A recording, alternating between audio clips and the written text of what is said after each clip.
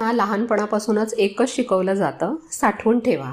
मग ते जुने कपडे असू देत, साड्या असू देत, मुलांची जुनी खेळणी किंवा कुणाला काही द्यायला, काहीतरी ठेवायला कधीतरी उपयोगी पडतील म्हणून साठवलेला प्लास्टिकच्या डब्यांचा कचरा. आपण स्त्रिया नाही म्हणायला कधी शिकलोच नाही, ना वस्तूंना ना समोरच्या व्यक्तींच्या अपेक्षांना. पण तुम्हाला माहिती आहे का, तुमच्या घरातल्या या पसाऱ्याचा आणि तुमच्या मनातल्या स्ट्रेसचा एक असा संबंध आहे जो कदाचित तुम्हाला कोणीच कधी सांगितला नसेल. मिनिमलिझम हा शब्द तुम्ही कधी ना कधी ऐकला असेल. ज्यांना माहीत नसेल त्यांच्यासाठी सांगते. मिनिमलिझम म्हणजे कमीत कमी पसारा, कमीत कमी वस्तू ठेवून सुटसुटीत आणि शांत जगण्याची पद्धत. गरजेपेक्षा जास्त वस्तू, सवयी किंवा ओझं मनावर न घेता जे खरोखरच उपयोगाचं आणि सुख देणारं आहे तेवढंच जवळ ठेवणं, ह्यालाच मिनिमलिझम म्हणतात. आता हा शब्द, ही संकल्पना जरी परदेशी असली तर तिकडच्यासारखं यूज अँड थ्रो, वापरा आणि टाकून द्या, हे काही आपल्याला जमत नाही. पण असा एक सिक्रेट मार्ग आहे जो वापरून आपण आपलं घर आणि मन सुटसुटीत नीटनेटकं ठेवू शकतो. जर तुम्हाला कमी वस्तूंमध्ये जास्त आनंद मिळवायचा असेल तर हा व्हिडिओ शेवटपर्यंत नक्की बघा. तुम्ही कधी शांत बसून विचार केलाय का, नेमकं माझ्या आयुष्यात इतकं प्रेशर कुठून येतं? उत्तर साधं आहे, आपण आपलं आयुष्य खूप भरून टाकलंय. आणि ह्या सगळ्यावरचा उपायसुद्धा खूप साधा आहे, हळूहळू छोटे छोटे बदल करणं. आपल्या आयुष्याच्या 10 अशा भागांबद्दल आपण आज बोलणार आहोत जिथे मिनिमलिझमचा अवलंब करून आपण आपलं आयुष्य सोपं करू शकतो. शेवटी एक 11वा बोनस पॉईंट पण मी देणार आहे ज्याच्याबद्दल आपण अगदीच विचार करत नाही. पहिली गोष्ट म्हणजे मिनिमलिझम ही आहे समजून उमजून केलेली निवड. ह्याचा अर्थ असा की तुमच्या आयुष्यात, तुमच्या घरात आणि तुमच्या मनात अशाच गोष्टींना जागा द्यायची ज्या तुमच्या आयुष्यात खरोखर आनंद आणतात. ज्या गोष्टी फक्त जागा अडवतात, ताण देतात किंवा भूतकाळाच्या आठवणींमध्ये आपल्याला अडकवून ठेवतात, त्यांना निरोप द्यायचा. मिनिमलिझम म्हणजे रिकामेपणा नाही, तर जास्त मोकळीक असते. आता याची सुरुवात कुठून करायची? तर अर्थातच आपल्या आजूबाजूच्या पसाऱ्यापासून. तुम्हीच सांगा, तुमच्या कपाटात, स्वयंपाकघरात, स्टोअर रूममध्ये किती वस्तू अशा आहेत ज्या तुम्ही गेल्या 6 महिन्यात किंवा वर्षभरात एकदा सुद्धा वापरल्या नाहीयेत. कधीतरी लागतील म्हणून ठेवलेले डबे, सेलमध्ये घेतलेली पण कधीही न वापरलेली कुर्ती, कुणाकडून गिफ्ट आलेले पण पॅकिंगसुद्धा न काढलेले शोपीस. हा पसारा फक्त जागा अडवत नाही, तर तो आपल्याला मानसिक ताण देतो. जेव्हा जेव्हा आपण कपाट उघडतो आणि त्यात ढीगभर सामान बघतो तेव्हा किती नाही म्हटलं तरी एक अदृश्य ताण आपल्या मनावर येतो. तुमच्या घरातली कोणतीही वस्तू जी तुम्ही गेल्या 90 दिवसात वापरलेली नाही ती बाजूला काढा. ती एकतर दुसऱ्या कुणाला तरी द्या, दान करून टाका किंवा विकून टाका. फक्त 3 प्रश्न विचारा. मी हे शेवटचं कधी वापरलं? मला ह्याची गरज आहे का? आणि आज या वस्तूमुळे माझ्या जीवनामध्ये आनंद वाढतोय का? जेव्हा तुम्ही हे करायला लागाल ना, तेव्हा तुमच्या लक्षात येईल की तुमच्या कपाटात कितीतरी मोकळी जागा झालीये आणि मनसुद्धा हलकं वाटतंय. दुसऱ्या पॉईंटमध्ये आता आपण पुढच्या आणि जास्त कठीण पसाऱ्याकडे वळतोय, मनातला विचारांचा पसारा. आपण मनात किती काय काय साठवतो. जुनं दुःख, राग, गिल्ट, अपुरी कामं, स्वतःबद्दलची नाराजी आणि इतरांच्या अपेक्षा. कधीकधी आपल्याला वाटतं आपण आजूबाजूच्या पसाऱ्यामध्ये अडकलोय, पण खरी अडगळ तर आपल्या मनातच भरलेली असते. मन असं भरलेलं असलं की काय होतं की आपल्याला थकल्यासारखं वाटतं, छोट्या छोट्या गोष्टींवर चिडचिड होते आणि काहीच करण्याची एनर्जी राहत नाही. आपल्यापैकी किती गृहिणी अशा आहेत ज्या दिवसाचे 24 तास सतत विचार करत असतात. सकाळी उठल्यापासून रात्री झोपेपर्यंत मनात सतत विचारांची गर्दी असते. मुलांचा अभ्यास, जेवण, घरी येणाऱ्या पाहुण्यांची तयारी, कोणत्या मैत्रिणीला काय बोलायचं राहिलं, तिने काय बोललं. हा विचारांचा अतिरेक म्हणजे एक प्रकारचा मानसिक कचरा आहे. सतत धावणारे हे विचार आपल्याला कधीच शांत बसून देत नाहीत, ज्याच्यामुळे छोटीशी गोष्टसुद्धा डोंगरासारखी वाटायला लागते आणि आपण मनाने थकतो. जेव्हा आपल्याला विचारांचा पसारा खूप वाढलाय असं वाटेल ना, तेव्हा थांबा. कुठेही असा, स्वयंपाकघरात, बाल्कनीमध्ये किंवा बाथरूममध्ये डोळे बंद करा आणि मनातल्या विचारांना जाऊ दे असं म्हणा. बाहर आजा भाई, अरे रंग नहीं लगाऊंगा. जाऊ दे असं म्हणा. फक्त 1 मिनिट आपल्या श्वासावर लक्ष केंद्रित करा. 10 वेळा श्वास घ्या आणि श्वास सोडा. दिवसभरात तुम्ही हे 5-6 वेळा केलं ना, तरी तुमचं मन शांत व्हायला लागेल. हे अगदी साधं मेडिटेशन आहे, ज्याच्यामुळे तुमचा मेंदू अनावश्यक माहिती आणि विचारांना बाजूला ठेवून शांत होतो. बघताना हे खूप छोटं वाटतं, पण एकदा करून बघा. मन हलकं केल्याशिवाय जीवन हलकं होत नाही, बरोबर ना? तिसरा महत्त्वाचा पसारा म्हणजे वेळेचा पसारा. आपण सतत बिझी असतो. मुलांच्या शाळा, क्लासेस, सोसायटीच्या मीटिंग्स, सगळ्यांच्या लग्न समारंभांना हजेरी, नको असलेली सामाजिक बांधिलकी. आपण नाही म्हणायला घाबरतो, कारण आपल्याला कुणाला दुखवायचं नसतं किंवा लोक काय म्हणतील याची भीती वाटते. यामुळे आपलं वेळापत्रक इतकं गच्च भरतं की आपल्याला स्वतःसाठी, आपल्या कुटुंबासाठी शांतपणे बसायला वेळच मिळत नाही. ह्या गर्दीमध्ये जी महत्त्वाची कामं आहेत ना, ती मागे पडतात. आपण बायका दिवसभर खूप कामं करतो आणि तरीसुद्धा दिवस संपला की वाटतं की आज मी काय केलं, एक तरी काम माझं पूर्ण झालं का? म्हणून इथून पुढे असा विचार करा, जर एखादी गोष्ट तुम्हाला आतून ठामपणे हो म्हणायला भाग पाडत नसेल, तर तिला अगदी शांतपणे नाही म्हणा. प्रॅक्टिस लागेल, पण हळूहळू सवय होईल. लोकांना सांगा, मला खूप आवडलं असतं, पण ह्या आठवड्यात माझंसुद्धा काही प्लॅनिंग आहे किंवा ह्यावेळी जमणार नाही आहे. सुरुवातीला थोडं अवघड वाटेल, पण एकदा का तुम्ही स्वतःच्या वेळेला महत्त्व द्यायला लागलात की तुम्हाला जाणवेल की तुमचा किती मानसिक ताण दूर झाला आहे. तुमच्या वेळेचं नियंत्रण तुमच्या हातात घ्या. दररोजच्या रुटीन व्यतिरिक्त फक्त 2 अशी कामं करा जी रोजची नाही आहेत, पण करणं आवश्यक आहे. आणि बाकीच्या गोष्टींना आज नाही जमलं तरी चालेल असं मनामध्ये ठरवून टाका. म्हणजे ती 2 कामं झाल्यानंतर तरी आज आपण दिवसभरात काहीतरी केलं असं आपल्याला मनातून वाटतं. कारण कामं खूप असतात, एकाच दिवसात ती पूर्ण करणं कधीच शक्य नसतं. चौथा पसारा जो आपल्याला खूप ताण देतो तो म्हणजे पैशाचा ताण. कधी कधी आपण स्ट्रेसमध्ये, कंटाळा आला म्हणून किंवा माझ्यासाठी काहीतरी घेते ह्या विचाराने खरेदी करतो. तसं हे नॉर्मल आहे, पण मनात मात्र गिल्ट बसतं. कारणाशिवाय पैसे खर्च झाले असं आपल्याला वाटतं. पैशाच्या बाबतीत मिनिमलिझमचा अर्थ कंजूसी नाही, तर तो आहे उद्देश ठरवून खर्च करणं. ह्याचा अर्थ असा आहे की तुम्ही स्वतःला विचारायचे, मी ही वस्तू खरंच माझ्या गरजा पूर्ण करण्यासाठी घेत आहे की फक्त कंटाळा आला म्हणून, कुठला तरी राग काढण्यासाठी, टाईमपास म्हणून ॲपवर आले आणि काही क्षणांचा आनंद मिळवण्यासाठी, दुसऱ्यांना दाखवण्यासाठी मी ही खरेदी करते का? आपण खूप वेळा जाहिरातींना बळी पडतो. सेल बघितला की गरज नसताना सुद्धा खरेदी करतो आणि मग तो अनावश्यक खर्च आपल्याला ताण देतो. एकतर खर्च होतो तो वेगळा आणि गरज नसताना घेतलेली वस्तू कपाटात जागा अडवते तो दुसरा पसारा. जेव्हा तुम्हाला कोणतीही अनावश्यक वस्तू, महागडा ड्रेस किंवा नवीन गॅजेट विकत घ्यावंसं वाटेल, तेव्हा लगेचच खरेदी करू नका.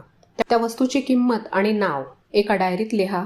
30 दिवस थांबा. जर 30 दिवसानंतर सुद्धा तुम्हाला वाटत असेल की ह्या वस्तू वाचून गेल्या 30 दिवसामध्ये माझं अडलं किंवा अडलं नसेल तरी मला ती वस्तू हवीच आहे, तर मात्र ती घेऊन टाका. बहुतेक वेळेला ही इच्छा 30 दिवसात विरून जाते. त्यामुळे तुमचे पैसे वाचतील, जे तुम्ही तुमच्या खऱ्या गरजांसाठी किंवा भविष्यातल्या महत्त्वाच्या गोष्टींसाठी वापरू शकता. खर्च करताना जेव्हा त्याच्यामागे काहीतरी उद्देश असतो ना, तेव्हा तो खर्च आपल्याला नक्कीच आनंद देतो. 5वा आणि सगळ्यात संवेदनशील पसारा म्हणजे नाती. कधी कधी असं जाणवतं की नाती खूप आहेत, पण त्यांच्यामध्ये ती ऊब नाहीये. लोक खूप आहेत, पण मन मोकळं करावं असं कोणीच नाही. आपण इतक्या लोकांशी संपर्कात राहतो की आपली इमोशनल एनर्जी त्यात निघून जाते. परिणाम म्हणजे थकवा, चिडचिड आणि सतत मी कुठंतरी कमी पडतेय अशी भावना. आयुष्यात असे काही लोक असतात जे तुमच्या वेळेचा, तुमच्या एनर्जीचा खूप वापर करतात, पण त्या बदल्यात तुम्हाला काहीच परत देत नाहीत. अशी ही नाती फक्त आपल्याला टेन्शन देतात, दुःख देतात आणि सतत कमी लेखतात. ही एक प्रकारची भावनिक अडगळ असते. एक स्त्री म्हणून आपण खूप वेळा सगळ्यांना सांभाळून घेणं आपली जबाबदारी मानतो, पण सगळ्यात आधी स्वतःला सांभाळून घेणं ही आपली जबाबदारी आहे. आपल्या मनाची शांतता गमावून चालणार नाही. त्यासाठीच उपाय म्हणून आपल्या नात्यांमध्ये सुद्धा आपल्याला मिनिमलिझम आणायचा आहे. आणि तो कसा आणायचा, तर आपल्या बाउंड्रीज आखून. उदाहरणार्थ, कृपया संध्याकाळी 6 नंतर मला फोन करू नका, तो माझा मुलांसोबतचा वेळ असतो. किंवा यापुढे मी तुमची वैयक्तिक टीका ऐकून घेणार नाही. या अशा लक्ष्मणरेषा तुम्हाला शांतता आणि स्वतःसाठी आदर मिळवून देतील. जी नाती तुम्हाला सतत नकारात्मकता देत असतील त्यांच्यापासून मनाने तरी अंतर ठेवा. भेटावं लागलं तरी जास्त इन्व्हॉल्व्ह होऊ नका.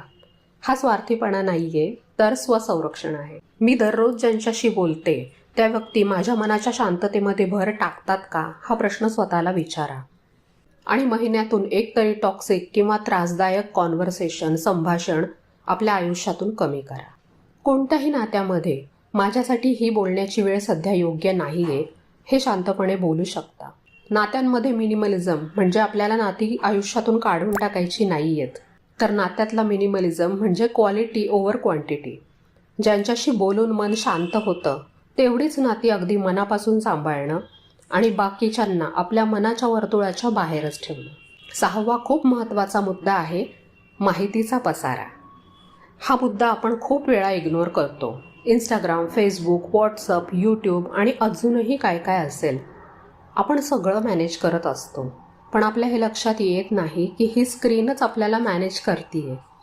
कधी कधी असं जाणवतं का की मी 5 मिनिट फोन वापरायला घेतला आणि अर्धा तास गेला, किंवा कुणाला तरी कॉल करायला फोन घेतला आणि ते सोडून रील्स स्क्रोल करण्यात अर्धा तास गेला.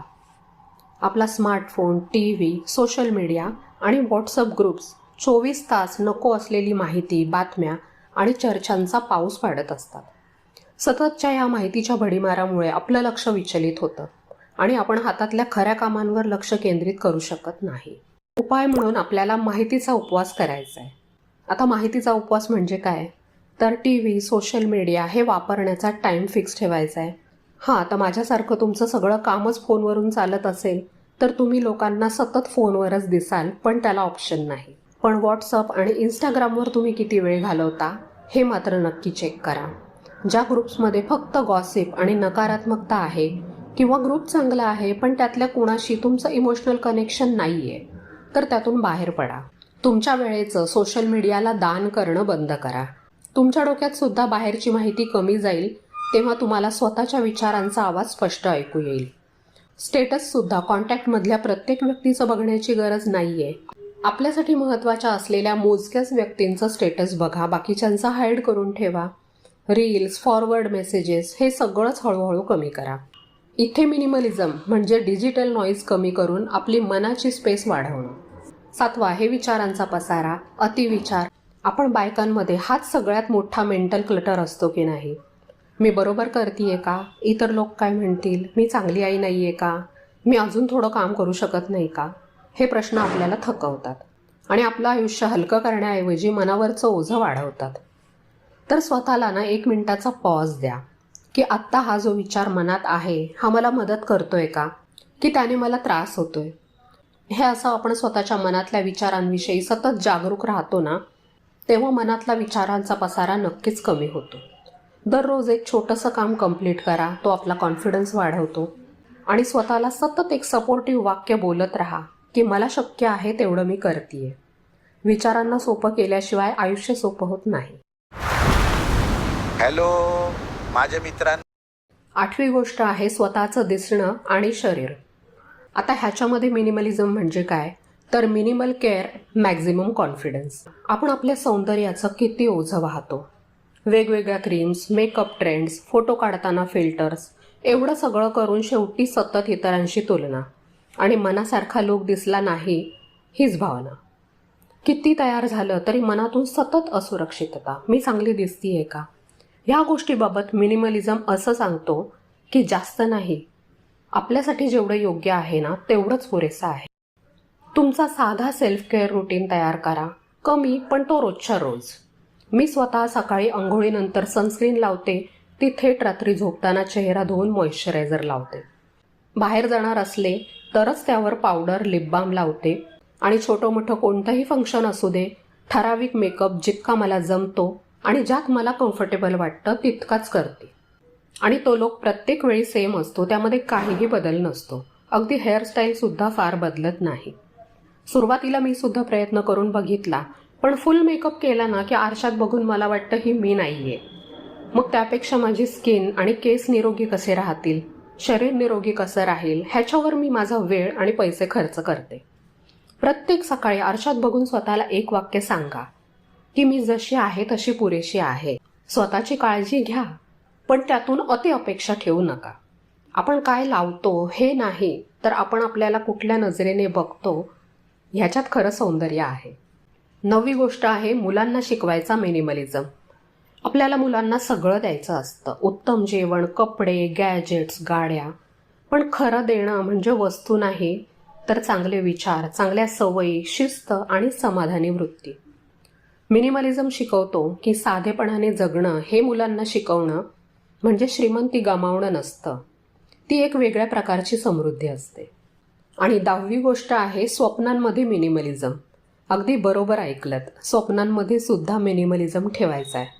आपल्याला सांगितलं जातं की मोठी स्वप्न बघा, आणि मग आपण इतकी मोठी अवघड स्वप्न बघतो की त्यात आपण स्वतःला हरवून बसतो. जेवढं करणं शक्य आहे तेवढं सुद्धा करत नाही. तर इथे मिनिमलिझम सांगतो की स्वप्न मोठं नाही पण अर्थपूर्ण बघा. एका वेळी एकच छोटं ध्येय घ्या आणि ते पूर्ण होईपर्यंत त्याच्यावरच लक्ष केंद्रित करा. बाकीचे सगळे आवाज, तुलना आणि त्याच्या पुढची स्टेप हे सगळं तेवढ्या वेळेपुरतं पॉज करा. एकदा तुम्ही ते एक छोटं ध्येय गाठलत ना की त्याच्यानंतर पुढच्या टप्प्याचा विचार करायचा. डोंगर चढायला सुरुवात करतो आणि पायथ्याशी उभी राहतो तेव्हा आपण डायरेक्ट शिखराकडे बघतो, तेव्हा अर्थातच दडपण येतं. पण त्याच्या जागी इथून पुढची 10 पावलं मला चालायचीत एवढंच ठरवलं आणि तिथून पुढे त्याच्या पुढची 10 पावलं, असं करत करत आपण कधी शिखर गाठतो ते आपल्याला कळत पण नाही. म्हणूनच स्वप्न मोठी बघू नका असं नाही, पण आपल्याकडे जो वेळ अवेलेबल आहे तेवढ्या वेळात आपण काय अचीव करू शकतो तेवढं बघून तेवढं तरी पूर्ण करायचं त्या दिवसापुरतं. कारण ह्या गोष्टींची आपल्या मनामध्ये क्लॅरिटी असणं म्हणजेच आपली पॉवर आहे. मैत्रिणींनो, मिनिमलिझम म्हणजे ही काही फॅशन नाही आहे किंवा पाश्चात्य कल्पना नाही आहे. ही एक जीवन जगण्याची पद्धत आहे. गोष्टी कमी असणं म्हणजे कमी अडथळे, कमी ताण आणि सगळ्यात महत्त्वाचं म्हणजे जास्त स्वातंत्र्य. आज लोक लाखो रुपये खर्च करतात शांतता शोधायला, पण खरी शांतता तिथेच आहे जिथे कमी गोष्टी आहेत आणि मनःशांती आहे. मिनिमलिझम म्हणजे शांततेचा सगळ्यात सुंदर प्रकार, जो विकत घेता येत नाही पण आपल्याला आयुष्यामध्ये निर्माण करता येतो. आपल्याला घर रिकामं करायचं नाहीये किंवा नातीसुद्धा तोडायची नाहीयेत, खर्चसुद्धा थांबवायचा नाहीये, पण आपली एनर्जी, वेळ, मन, भावना आणि आपल्या घरातल्या जागेचा आदर करायचा आहे. आपल्यासाठी जे महत्त्वाचं आहे तेच त्यामध्ये ठेवायचं आणि जे आपल्याला थकवतं, ड्रेन करतं, मनामधून गिल्ट देतं ते हळूहळू कमी करत जायचे. जेव्हा आपण आयुष्यात कमी गोष्टी ठेवतो ना तेव्हा आपण प्रत्येक गोष्ट खोलवर अनुभवू शकतो. मी सुद्धा या प्रवासात आहे आणि तो पुढे चालू राहणारच आहे. जर तुम्हाला आयुष्य थोडं हलकं करायचं असेल तर आजपासून एकाच गोष्टीपासून सुरुवात करा. मिनिमलिझम ही एक लाईफस्टाईल आहे. साधेपणा, शांतपणा आणि मनाचं स्वातंत्र्य तो आपल्याला भेट देतो. कमी कपडे असतात तेव्हा काय घालायचं ह्याचा विचार करायला वेळ कमी लागतो. कमी विचार असतात तेव्हा जास्त शांतता आणि आनंद असतो. कमी अपॉइंटमेंट असतात